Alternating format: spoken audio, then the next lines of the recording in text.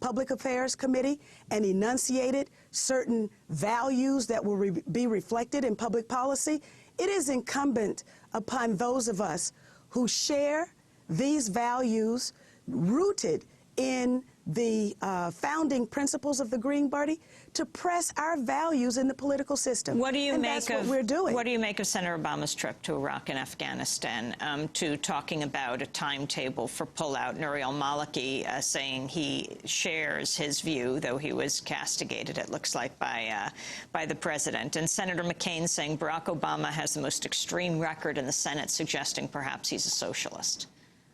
Well, of course, we understand bombast, and that's what we're going to be subjected with throughout the remaining period of this election, is a lot of bombast. At the end of the day, though, I think that what Maliki was saying is that nobody wants to see their country occupied.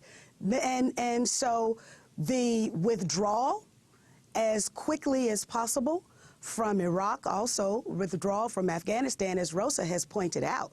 This withdrawal is not really a withdrawal, it's just a shift over to Afghanistan. Let us remember what the late Foreign Minister of the UK reminded us all of about al-Qaeda. He reminded us that al-Qaeda was the CIA's Rolodex. So let's understand exactly what we are dealing with. We need a different foreign policy. We need a foreign policy that is grounded in the respect for human rights, that respects self-determination, that respects democracy and the will of the people.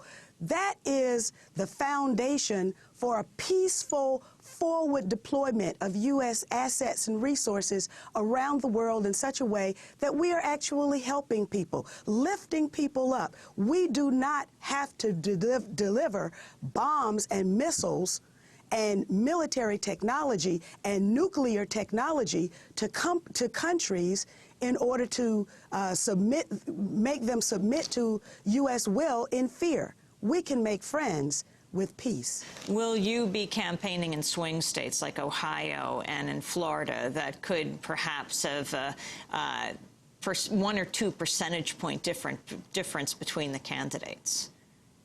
As I mentioned earlier, we are in a situation where people can go to the polls today and their votes not be counted. We do not have the assurance of election integrity.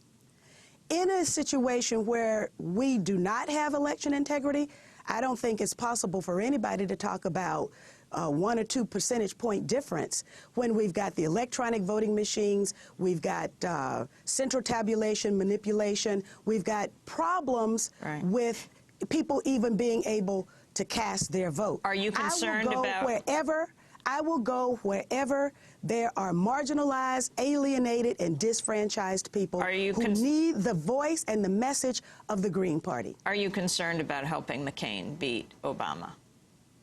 The Republicans have done a pretty fine job of stealing 2 presidential elections, and I would cast my eyes at them and the voter ID laws and the voter caging and the electronic voting machines and the administration of elections where people can actually get inside the voting booth, cast 1 million votes, and their votes not be counted. That's where I would be looking. Don't look at the Green Party and suspect that the Green Party is doing anything other than exercising its obligation to provide voters' choice. And the difference between your campaign, your Green Party presidential bid, and Ralph Nader's independent presidential bid? I think it's clear that when you have a political party, we have over 200 elected officials. Of course, I think it's also important for people to understand that the Green Party is an international entity. The former Nobel Peace Prize winner from Kenya was a member of the Kenyan Parliament. Wangari Maathai was a member of the Kenyan Parliament, a Green Party member. Ingrid Betancourt, who was recently released in Colombia, ran for president as a member of the Green Party. So the Green Party is making public policy in other parts of the world. The Green Party needs to have the opportunity to make public policy here in this country. How many states are you on the ballot, Congressmember McKinney, Cynthia McKinney? We hope to be on the ballot in at least 40 states around the country. Of course, you know that ballot access laws are very difficult, and therefore it at this point remains unseen as to whether we will get more than 40 or fewer than 40. It won't be very much fewer than 40. But we would hope to be on as many ballots as possible. For example, in the state of Georgia, we haven't had the opportunity to vote for a Green Party member, period, because the Green Party has not been on the ballot because the laws are so difficult. However, in California, there are so many political parties, voters have choice. Rosa Clemente, you wanted to weigh in here. Yes. Just very quick. Well, one thing about Ralph Nader and Matt Gonzalez is Ralph Nader sent out his congratulations to me and Cynthia last week and made it very clear that we are not competing for votes. We have to end the two-party system. In 2003, I, along with 13 other people, helped create the National Hip Hop Political Convention. In 2004, Anna Noguera, one of your producers, interviewed me, and I remember saying to her, if we as a hip hop generation don't make some real power moves by 2008, we're going to be in a very desperate situation for the next 30 years.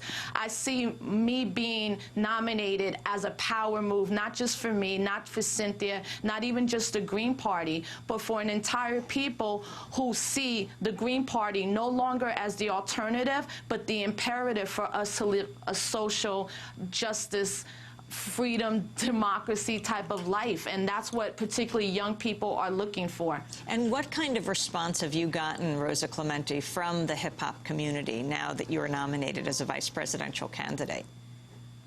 I mean, it's been varied. I mean, from people who are activists and progressives in that movement, the response has been phenomenal. We have people all over every state ready to do some work. And in fact, on July 31st to August 3rd, we will be in Las Vegas, Nevada with the National Hip Hop Political Convention.